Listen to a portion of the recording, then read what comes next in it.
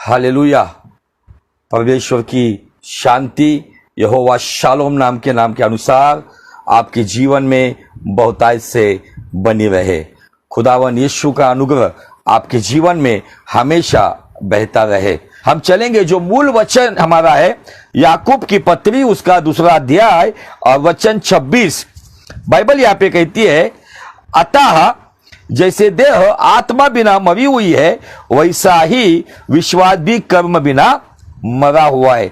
यदि देह आत्मा के साथ जीवित है, वैसे विश्वास भी क्रिया के साथ जीवित है। यह सिक्के का दूसरा पहलू है। 2:26 याकूब कहता है कि जैसे देह आत्मा के बिना, यदि आत्मा और जान चली जाती है, तो वो देह कितना भी ज्ञानी क्यों ना हो, कितना भी संसार का मशहूर क्यों ना हो, कितना भी शक्तिशाली पहले क्यों ना हो, कितना भी उसके पास सभी प्रकार की धन दौलत क्यों ना हो, लेकिन उस व्यक्ति को व्यक्ति के नाम से नहीं तो उसे देह के नाम से पुकारा जाता है, जिसे इंग्लिश में बॉडी कहा जाता है। कितना भी बड़ा व्यक्ति क्यों ना हो, यदि वो अपने शरीर को, उसके आत्मा और उसका जीव उसको अगर त्याग देता है, तो उसे नाम से नहीं बुलाया जाता है। जब मैंने शुरुआत के समय में बताया, तब उसकी अंत यात्रा में लोग उसकी देह का मतलब उसकी बॉडी का इंतजार करते। और वैसे ही यहां पे बताया गया, जैसे देह आत्मा के बिना मरी हुई, वैसे विश्वास भी क्रिया के बिना मरा हुआ है। उसका दूसरा पहलू ये कहता है कि जैसे देह आत्मा और जीव के अनुसार जीवित है, जीव और आत्मा के द्वारा जीवित है, वैसा ही विश्वास जिंदा होने का सबूत यह है कि वो विश्वास क्रियाशील हो। और ये 9वां भाग 9th एपिसोड क्रियाशील विश्वास के ऊपर हम अध्ययन करने जा रहे हैं, जिसके लिए मैं फिर से आपको लेकर जाना चाहता हूं कि क्रियाशील विश्वास के लिए जरूरी बात क्या है। क्रियाशील विश्वास के लिए जरूरी बात, हमने विश्वास किया, विश्वास आया कहां से, विश्वास का शुरुआत कहां से। चलो, रोमियो की पत्री 10वां अध्याय वचन 17 हमको बाय हार्ट है, मुंह बोले हम बता सकते। बाइबल कहती है, यहां पर भी ऐसा लिखा है, अतः जैसे याकूब 2:26 में कहा है अतः, वैसे इसकी भी शुरुआत ऐसी है, अतः विश्वास सुनने से और सुनना मसीह के वचनों से। आज बहुत सारे लोग मसीह के वचन के अलावा दुनियादारी की बातें प्रचार में बोलते। कुछ लोग अपने आप को इतना ब्रिलियंट या इतने बड़े सेवक या सेविका समझते हैं कि वो बिना बाइबल भी लिए हुए प्रचार करते और केवल यहाँ वहां की बातें। अब लोगों का भी यहाँ वहां की बातों में ज्यादा इंटरेस्ट है। लेकिन यदि आपको एक जेन्युइन या एक योग्य विश्वास में, यदि आपके विश्वास को क्रियाशील करना है, तो आपको दुनियादारी की बकवास बातों में समय नहीं बिताना है। कोई आके कुछ भी बकवास कर जाता है, मैं यहां गया, मैं वहां गया, मैंने ये किया, मैंने वो किया, मैंने ये देखा, मैंने वो देखा, प्रभु ने ये दिखाया, प्रभु ने वो दिखाया। यही बातों में लोग पड़े हुए। लेकिन बाइबल की बुनियादी शिक्षा, फंडामेंटल टीचिंग क्या कहती है?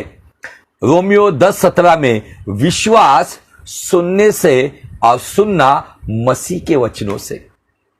आज मुझे जो प्रचार दिया जा रहा है या जिस व्यक्ति का मैं प्रचार सुन रहा हूं, मैं उससे मसीह का वचन और उस वचन का स्पष्टीकरण या उस वचन का प्रकाशन कितना सुन रहा हूं, या मैं केवल उसकी पर्सनैलिटी या उसकी दुनियादारी की बातें बता रहा हूं। कुछ लोग यदि इंटरनेशनली सेवकाई करते, वो बड़े इसमें बताते हैं, फिर मैं इंडिया से निकला, फिर मैं यहां पे लैंड हुआ, फिर वहां से मैं निकला, यहां पे लैंड हुआ। यही बातों में समय निकल जाता है।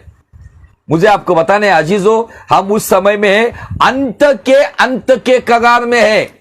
हम अंतिम समय में नहीं है, हम अंत के अंत में है। जो बाइबल की भविष्यवाणियां जो हम देख रहे हैं, जो परमेश्वर का राष्ट्र इजराइल राष्ट्र, जिसके चारों ओर से जो इस्लामिक कंट्रियों ने जिस प्रकार से हमला करना शुरू कर दिया है, बाइबल की बहुत सारी भविष्यवाणियां गाजा पट्टी के बारे में बताई गई, वो भविष्यवाणियां पूरी हो रही है। इसका मतलब ये सब बातें कहां पर हमें संकेत दे रही है कि परमेश्वर का प्रिय पुत्र जल्द ही आने वाला है और हम अंत के अंत में पहुंचे हुए हैं। अब अभी भी अगर हम दुनियादारी की बातों में पड़े हुए हैं, हमें जो प्रचारक मिले, वो प्रचारक हमारे आत्मिक विश्वास को कितना बढ़ाते हैं या हमें दुनियादारी की बातों में कितना ढालते हैं, यह बात भी हमको सोचने की जरूरत है। आमीन, हालेलुया। बाइबल यहां पे हमें बताती है विश्वास सुनने से और सुनना मसीह के वचनों से। मैं आपको फिर से कुछ बातें रिपीट होगी लेकिन आपको अच्छे से समझ में आए, इसलिए मैं फिर से आपको इब्रानी की पत्री उसके 4 अध्याय की ओर लेकर जाऊंगा, जहां पे इब्रानी 4:1-2 से मैं आपको लेकर चलूंगा। यहां पे लिखा है, इसलिए कि जबकि उसके विश्राम में प्रवेश करने की प्रतिज्ञा अब तक है, उसके विश्राम में प्रवेश करने की प्रतिज्ञा मैंने आपको सिखाया पिछले वक्त भी। वचन में क्या है? वचन में आज्ञा है, वचन में प्रतिज्ञा है, वचन में परमेश्वर की इच्छा है और वचन में परमेश्वर का काम है। ये 4 बातें परमेश्वर के वचन में आपको मिलेगी। वचन में आज्ञा आपको मिलेगी, वचन में प्रतिज्ञा जिसे इंग्लिश में प्रॉमिस कहा गया है, हमारे मराठी में उसे अभिवचन और उर्दू में वायदा भी कहा गया है। वचन में परमेश्वर की इच्छा है और वचन में परमेश्वर का काम है। ये 4 बातें वचन में है और यदि आपको परमेश्वर की आज्ञा, परमेश्वर की प्रतिज्ञा, परमेश्वर की इच्छा, परमेश्वर के काम, ये 4 बातों के अलावा यदि कोई परमेश्वर का संदेश सुनाता है तो मुझे आपको बताना है इन 4 बातों के अलावा आने वाली सारी बातें कूड़ा कचरा है। भले फिर वो व्यक्ति कितना भी अनुभवी क्यों ना हो, भले वो बुजुर्ग हो या ना हो, लेकिन यदि वो इन 4 बातों से बाहर जाकर प्रचार बताता है तो ये प्रचार कुछ काम का नहीं है। यदि परमेश्वर का कलाम मुझे आज्ञा पालन करने के लिए नहीं सिखाता है तो वो वचन, वो प्रचार व्यर्थ है। यदि परमेश्वर का प्रचार मुझे परमेश्वर ने दिए हुए वायदे, प्रतिज्ञा की ओर देखकर जीने के लिए सहायता नहीं करती तो वो प्रचार व्यर्थ है। यदि परमेश्वर का प्रचार, वचन का प्रचार, यदि परमेश्वर की इच्छा बताने के काम नहीं आ रहा है तो वो प्रचार व्यर्थ है। यदि परमेश्वर का प्रचार परमेश्वर का काम करने के प्रति उत्साहित नहीं करता है तो वो प्रचार व्यर्थ है। इसीलिए मैं फिर से दोहराता हूं, आपको मैंने इसके पहले भी सिखाया था कि परमेश्वर के वचन में 4 बातों को ढूंढो। आज्ञा है, प्रतिज्ञा है, परमेश्वर की इच्छा है, परमेश्वर का काम है, तो आगे चलो। और विश्वास में जो 5 बातें हैं वो भी मैं आपको फिर से खुलकर बताना चाहता हूं। विश्वास में, क्रियाशील विश्वास कैसा काम करता है, तो विश्वास में 5 बातें हैं। नंबर 1, विश्वास में विश्व है, कायनात। जब आप विश्वास करते हो तो आपके भीतर यह बात होनी चाहिए, मैं उस परमेश्वर पे विश्वास रखता हूं, सारी कायनात उसकी है, उसने अपने शब्दों से कायनात को रचा है, वो है विश्व, उसने रचा हुआ। विश्वास में ईश है, ईश मतलब ईश्वर, परमेश्वर, उद्धारकर्ता, मुक्तिदाता। विश्वास में हम उस विश्वास को जीवित तरीके से चलने चाहिए कि मेरा परमेश्वर, जिसका नाम ही विश्वास है, इस संसार पर जिसने जय पाई है, 1 यूहन्ना 4:4 कहती है कि वो है हमारा विश्वास, संसार पे जय पाने वाला यीशु, उसका नाम ही विश्वास है, क्योंकि वो विश्वास का दाता है, वो विश्वास का उत्पन्न करता भी है। आमीन, हालेलुया। विश्वास में है श्वास, श्वास मतलब सांसें, सांसें उसकी चलती है जो जीवित है। हमारा परमेश्वर संसारी परमेश्वर के जैसा नहीं है, हमारा परमेश्वर मृत्यु पर जिलाया गया जीवित परमेश्वर है। विश्वास ऐसा करो, मैं मुर्दा परमेश्वर का बच्चा या बच्ची नहीं हूं, तो मैं जिंदा परमेश्वर का पुत्र और कन्या हूं। आमीन। विश्वास में 4था शब्द आता है, विश्वास में आती है आस। आस मतलब आशा, होप। मेरी आशा, मैं जब विश्वास करता हूं, विश्वास आशा की वस्तुओं का प्रमाण और अंध की बातों का निश्चय।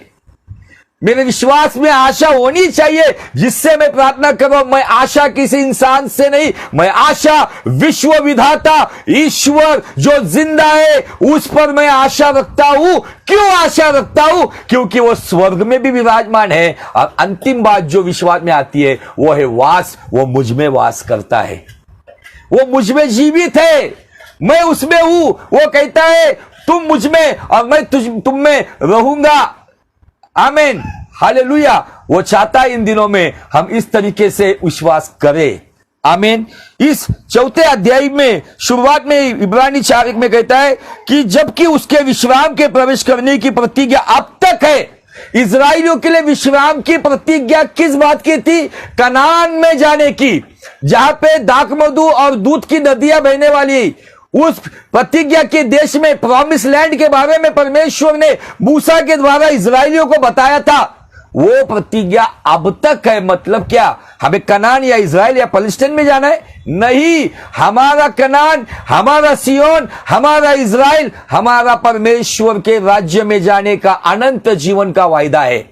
आमीन, हालेलुया। यहां पे लिखा है, ऐसा लिखा है आगे, तो हमें डरना चाहिए, डरना चाहिए, ऐसा ना हो कि तुम में से कोई जन उससे वंचित रह जाए। हमें, हमारे अंदर भले हम धन से वंचित रह जाए, नो प्रॉब्लम, भले हमारी पारिवारिक खानदानी विरासत से हम वंचित रह जाए, नो प्रॉब्लम, भले किसी के द्वारा हमारे अच्छे कामों का सिला हमें सम्मानित करते हुए नहीं मिला, हम सम्मान से वंचित रहे, नो प्रॉब्लम, हमारे परिवार के लोग हमारी इज्जत नहीं करते, उससे वंचित रहे, नो प्रॉब्लम, हमारे अपने हमें जानकर भी अनजान बनते, उससे वंचित रहेंगे, नो प्रॉब्लम। लेकिन बाइबल यहां पे कहती है कि हम प्रतिज्ञा के देश में जाने से वंचित नहीं रहना चाहिए। मतलब क्या, जब यीशु मसीह मध्य आकाश में आएगा, जब रैप्चर होगा, जिसे गुप्त आगमन कहा जाता है, बहुत सारे लोगों ने कंफ्यूजन करके रखा है, गुप्त आगमन और द्वितीय आगमन ये दोनों एक बात नहीं है। गुप्त आगमन जिसे सीक्रेट कमिंग रैप्चर कहा जाता है, और द्वितीय आगमन को सेकंड कमिंग कहा जाता है। सेकंड कमिंग को कलीसिया को लेकर यीशु मसीह आने वाला है। गुप्त आगमन में परमेश्वर कलीसिया को लेकर, दूल्हा दुल्हन को लेकर अपने राज्य में जाने वाला है। इसलिए कैसे भी करके पौलुस कहता है कि मैं पुनरुत्थान का भागी बन जाऊं, पुनरुत्थान का भागीदार बन जाऊं। इसलिए यही बात है, यही इब्रानी का लेखक कहता है कि इसलिए हमें डरना चाहिए, ऐसा ना हो कि तुम में से कोई जन उससे वंचित रह जाए। अभी 2 वचन गौर से सुनो क्या कहता है, क्योंकि हमें उन्हीं की तरह सुसमाचार सुनाया गया। हमें इजरायली लोगों की तरह सुसमाचार सुनाया था। इजरायली को सुसमाचार क्या सुनाया था? उन्हें मिस्र की गुलामी से निकालकर, इजिप्ट की गुलामी से निकालकर, फिरौन राजा की गुलामी से निकालकर परमेश्वर ने वायदा किया था मूसा के द्वारा कि मैं तुम्हें यरदन पार करते हुए कनान नाम के प्रतिज्ञा के देश में लेकर जाऊंगा। हमें उन्हीं की तरह सुसमाचार क्या बताया गया है? हमें उन्हीं की तरह वो सुसमाचार है। हम भी पाप की गुलामी में धसे हुए थे, शापों में पड़े हुए थे, बंधनों में पड़े हुए थे, इस संसार का फिरौन शैतान के अधिकार के, उसके जुए के नीचे गुलाम थे। यीशु ने अपने बहुमूल्य बलिदान के द्वारा हमें वहां से छुड़ाया है। इसीलिए छुड़ाया है कि हमें उसके राज्य में, उस प्रतिज्ञा के सिय्योन देश में लेकर जाए। वही सुसमाचार हमें भी है। लेकिन देखो आगे क्या कहा गया है, पर सुने हुए वचन से उन्हें कुछ लाभ न हुआ। किसे? इजरायली लोगों में एक ऐसी भीड़ है जो इजिप्ट से निकली थी लेकिन कनान नहीं पहुंची।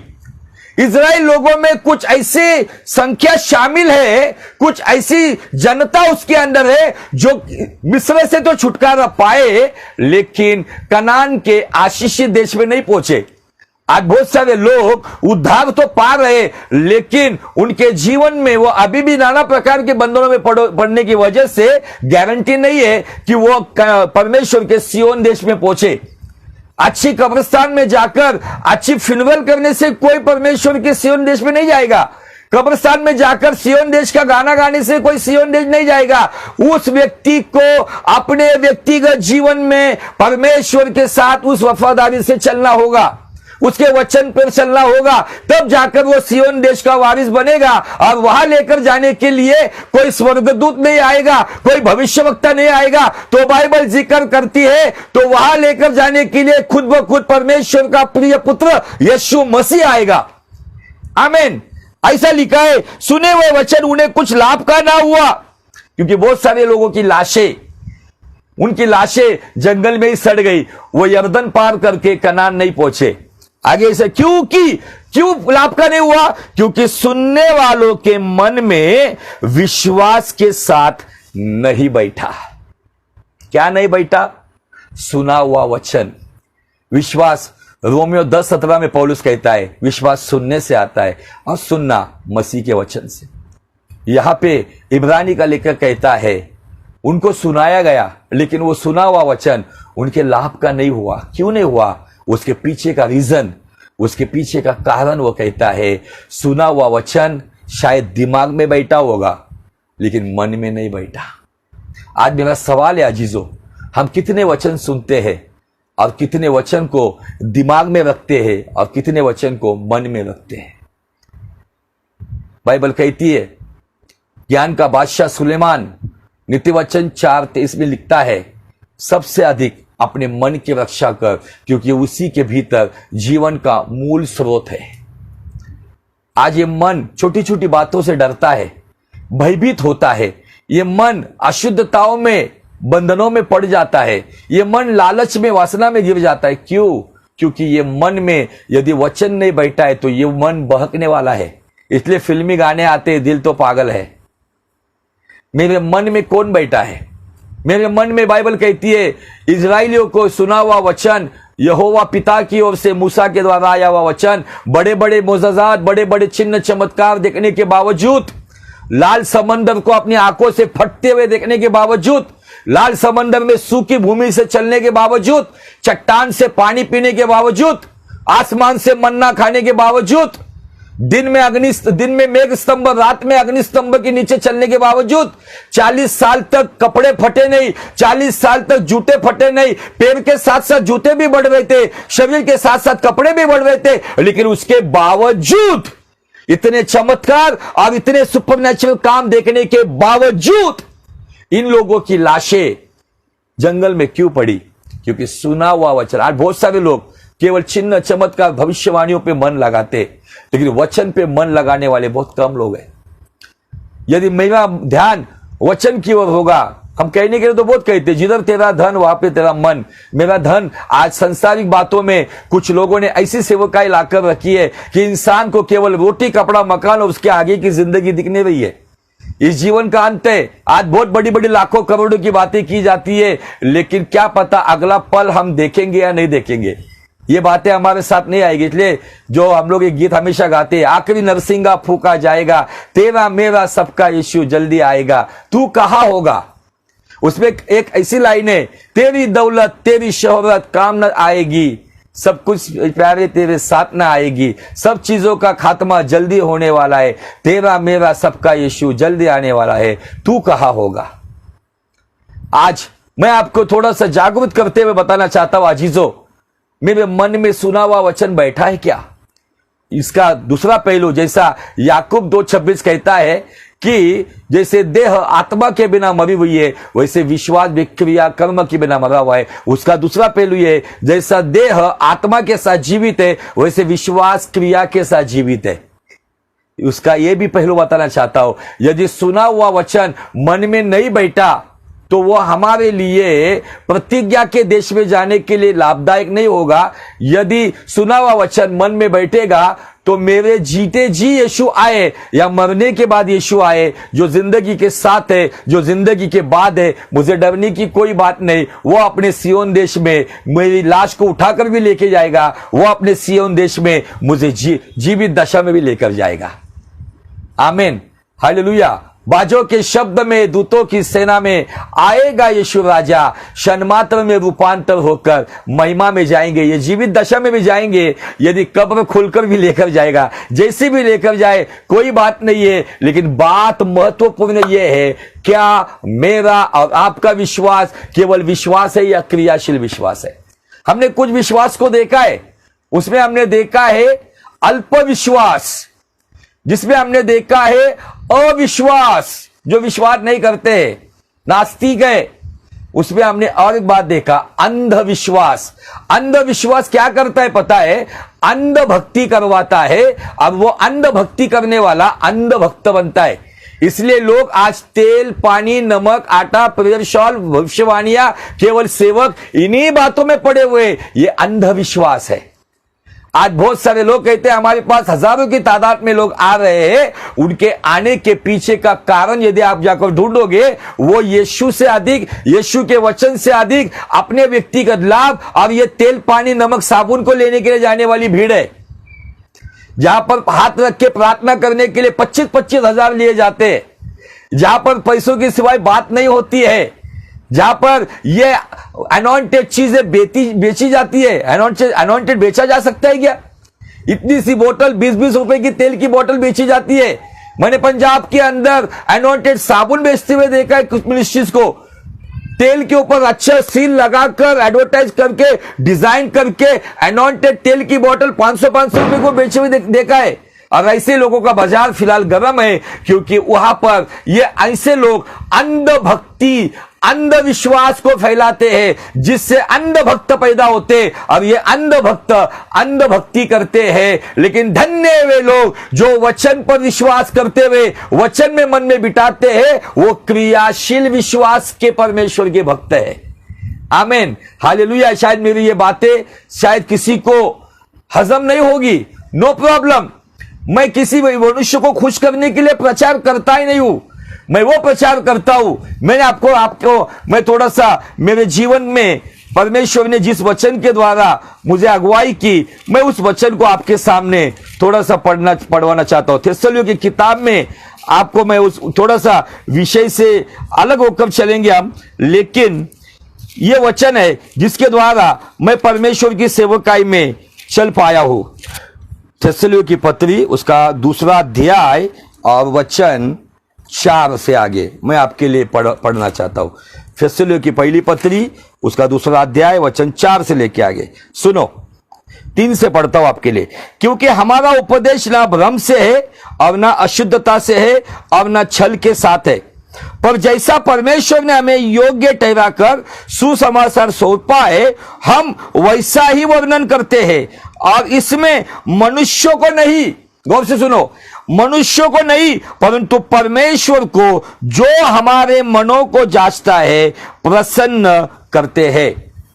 आपकी और मेरी सेवकाई मनुष्य को प्रसन्न करने वाली है या परमेश्वर को प्रसन्न करने वाली? यदि आपको क्लियर बताना चाहता हूं, यदि आप परमेश्वर को प्रसन्न करने वाली सेवकाई करते हो तो मनुष्य आपसे खुश नहीं होंगे।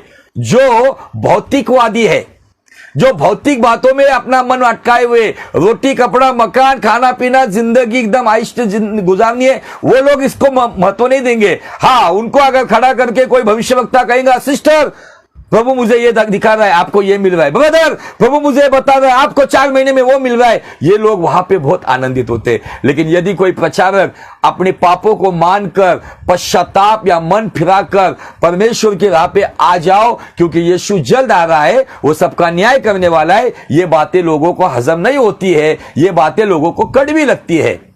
लेकिन पौलुस एक महान सेवक कहता है, हम मनुष्य को नहीं, जिससे परमेश्वर प्रसन्न होता है वो सेवक आएगा। यदि आप मनुष्य को प्रसन्न करेंगे तो एक बात समझो, आपकी सेवकाई से या आपके जीवन से परमेश्वर कभी संतुष्ट न होगा।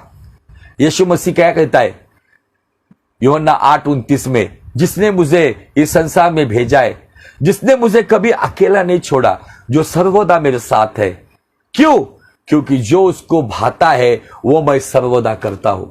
यीशु मसीह जब भी बात करता था वो कहता है, पिता की मर्जी के लिए आया हो, पिता की संतुष्टि के लिए आया हो।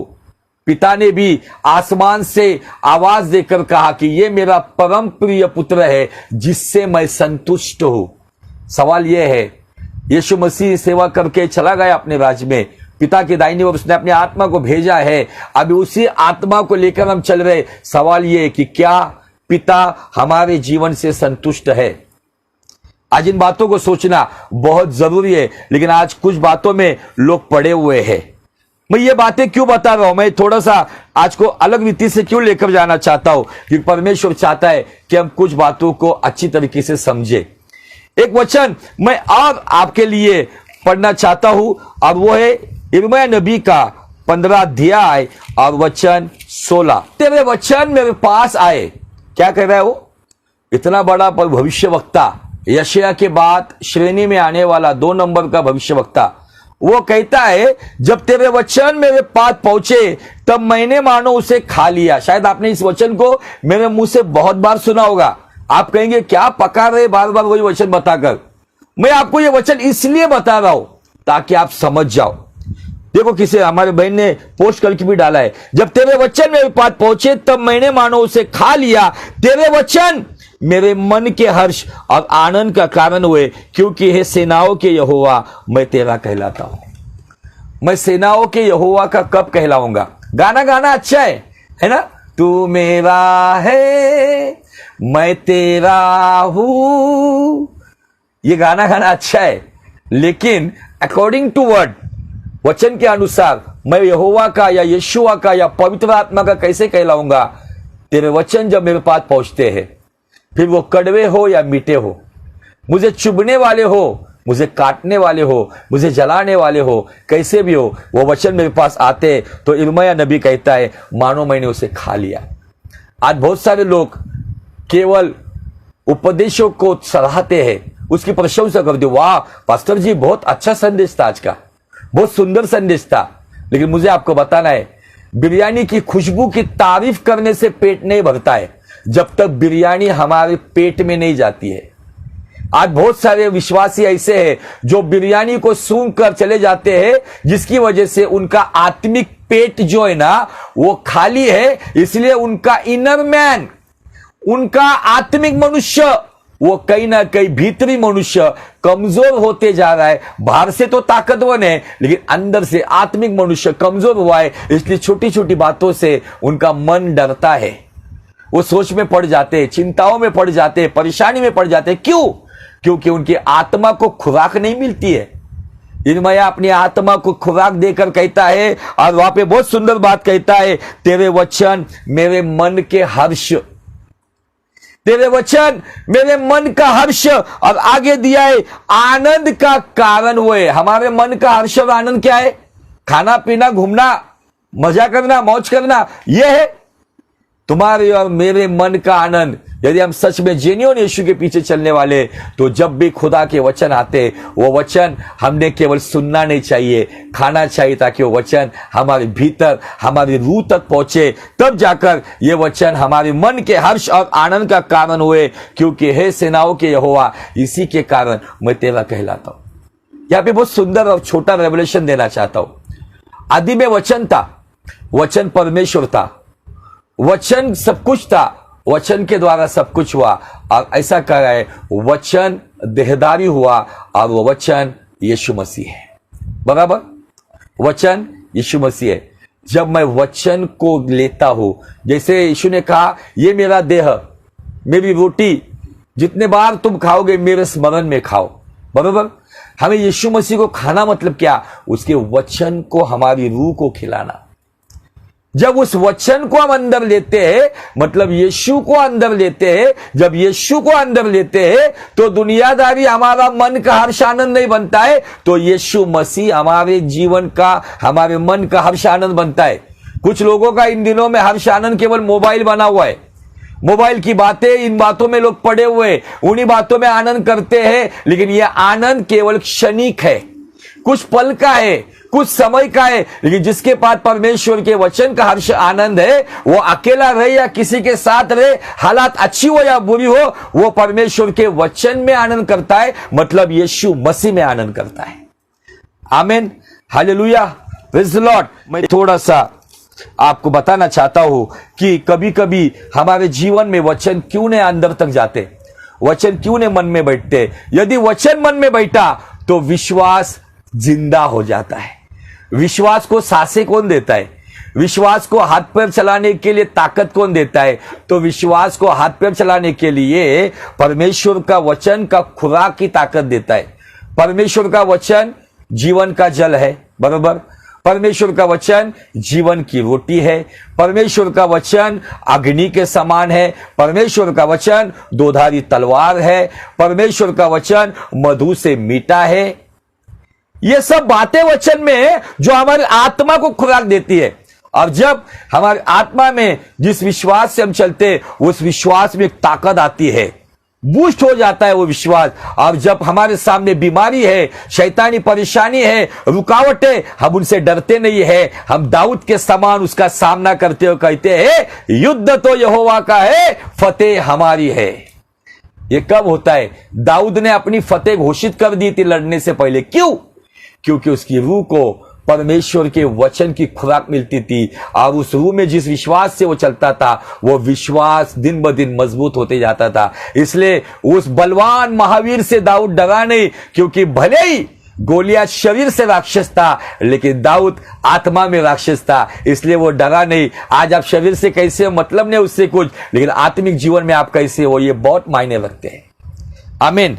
एक वचन आपको पढ़वा कर मैं रुक जाता हूं। योएल नबी का किताब, उसका पहला अध्याय और वचन 17। सबको खतरा।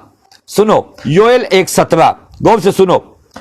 बीज ढेलों के नीचे झुलस गए हैं, बीज ढेलों के नीचे झुलस गए हैं, भंडार सूने पड़े हुए हैं, खत्ते गिर पड़े हैं, क्योंकि खेती मारी गई है।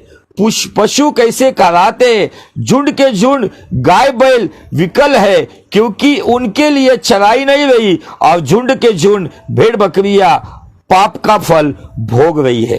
अभी भेड़ बकरियां पाप का फल क्यों भोग रही है? एक्चुअली ये प्रॉफिटिक मैसेज है। बहुत सारे प्रॉफिटिक बोलते, लेकिन वो इवांजेलिक की मैसेज देते या गॉस्पल देते। प्रॉफिटिक मैसेज ऐसे जो रहस्यमय बातें रहती है उसे प्रॉफिटिक मैसेज कहा जाता है। यहां पे बीज की तुलना किससे होती है? वचन से। बीज बोने वाले का दाखिला जो हमें यीशु मसीह ने दिया, तो उसका बीज का प्रकाशन क्या बताया है? परमेश्वर का वचन। और परमेश्वर का वचन क्या लिखा है यहां पे? ढीलों के नीचे झुलस गए हैं। इसको मैं थोड़ा सा आपको अंग्रेजी में बहुत अच्छे तरीके से इसके बारे में बताया गया है, मैं उसको आपको पढ़वाना चाहता हूं। योएल नबी का 1:17 गौर से सुनो। The seed shrivels under the clothes. ये एक ही बात पढ़कर मैं रुकूंगा, इसको मैं उर्दू में भी पढ़ के आपको बताना चाहता हूं। क्यों बताना चाहता हूं? क्योंकि बहुत सारे लोगों के सवाल है, और सवाल का जवाब मैं देने से अच्छा परमेश्वर का वचन बहुत अच्छी से दे सकता है। ढीलों के नीचे सड़ गया है। उर्दू बाइबल में बहुत अच्छा दिया है, बीज ढेलों के नीचे सड़ गया। अभी ये ढेलों कौन से? यदि आप मेरे से, हमारे महाराष्ट्र से एमपी में भी बहुत अच्छी खेती बाड़ी होती है। जब खेती बाड़ी में जब वो हल चलता है, जब मिट्टी के बड़े बड़े ढेले होते, उसको फिर से एक बार हल चलाकर उसको जमीन के साथ एक लेवल की जाती है। लेकिन प्रॉब्लम क्या है पता है? बीज में प्रॉब्लम नहीं है। बीज बोया गया है, लेकिन वो ढेले को चिपक गया है, जमीन में नहीं गया है। अब उसकी वजह से क्या हुआ पता है? वो बीज बेहतरीन था, मैंने उस बीज के लिए मेहनत नहीं की। जो वचन मुझे मिल रहे, मैंने दिमाग के ढेले के नीचे उसको संभाल के रखा है, उसको मन में नहीं बिठाया है, इसलिए दिमाग में ही वो बीज सड़ गया, और मेरे विश्वास को काम करने के लिए कुछ फायदेमंद नहीं हुआ। कुछ लोग विश्वास की बातें कहते हैं, जैसे मैंने थोड़ा देर पहले एग्जांपल दिया था, बिरयानी की खुशबू अच्छी है, लेकिन बिरयानी जब खाएंगे तब आप उसकी और अहमियत समझोगे। ये जो बीज ढीलों के नीचे सड़ गया, क्यों सड़ गया? क्योंकि मैंने उसको केवल बुद्धि, आज बहुत सारे लोगों के ढीलों में वचन है, लेकिन बुद्धि में रख के, बुद्धि में बहुत सारे लोग बाइबल की बड़ी बड़ी डिग्री लेकर बैठे हुए। कोई बीडी हुआ है, कोई बीटीएच किया है, कोई एमडी किया है, कोई उसमें क्या कहते पीएचडी किया है, लेकिन सारा ज्ञान लगा। मैं उसके खिलाफ नहीं, अच्छी बात है, लेकिन बीज यदि ढीलों के नीचे अगर है, तो आज आपको उस ढीलों से निकालकर उसे मन में, मतलब जमीन के अंदर लाना होगा, अच्छी जमीन के अंदर लाना होगा। जब वो अंदर जाएगा तब वो बीज मरेगा। और बाइबल अपना यीशु मसीह ने कहा है कि जो बीज मरता नहीं वो फल लाता नहीं।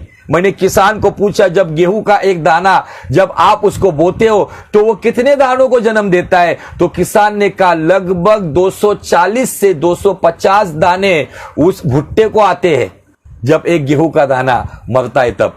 आज प्रॉब्लम यह है, हमने बहुत सारे वचन के बीज लिए हैं, लेकिन बुद्धि के ढीलों के नीचे वो झुलस रहे हैं। उर्दू बाइबल कहता है सड़ रहे हैं। हमारे मराठी बाइबल में ऐसा लिखा है कि उसे फंगस लगा हुआ है। क्यों? क्योंकि वो बीज गिरा है, लेकिन वो मट्टी का जो ढीला होता है, मट्टी का जो मराठी में शब्द है ढेकड़ा, ढेकड़ा मराठी ऐसा शब्द है, ढेकड्याच्या खाली बीला बुरशी लागली आहे, ऐसा मराठी में वाक्य है। आज मुझे बहुत अच्छे अच्छे वचन के बीज दिए गए, लेकिन क्या मैंने उसे बुद्धि से मैंने मन में लाया है क्या? सबसे अधिक अपने मन की रक्षा कर। मन की रक्षा वचन से होती है, वचन से विश्वास क्रियाशील होता है, और जब विश्वास क्रियाशील होता है तब असंभव बातें मेरी और आपकी दुआ से संभव होती है। आमीन, हालेलुया। थोड़ा सा समय से मैं आगे चला गया हूं, लेकिन अजीजों, आज बहुत ही बेहतरीन बात परमेश्वर ने आपसे और मुझसे की है। क्यों ना आज हम हमारे ढीलों के नीचे जो बीज हमारे बुद्धि में हमने रखे हैं, उसे आज हम जमीन के अंदर लेकर आए, हमारे रूह के अंदर तक लेकर आए, हमारे मन में लाकर बिठाए, यिर्मयाह के जैसे उसे खा ले और हमारे मन का हर्ष और आनंद का कारण बनाए। इस्राएलियों को सुने वचन लाभ का नहीं हुआ, क्योंकि वो विश्वास से मन में नहीं बैठा। आज हमें प्रभु ने अगुवाई की है, तो क्यों नहीं हम आज विश्वास के साथ उन वचनों को मन में बिठाए, उस वचन को अंदर लेकर आए, मतलब खुद यीशु को हमारे भीतर लेकर आए, यीशु को पहन ले, ऐसा हमें बाइबल भी कहती है। आमीन।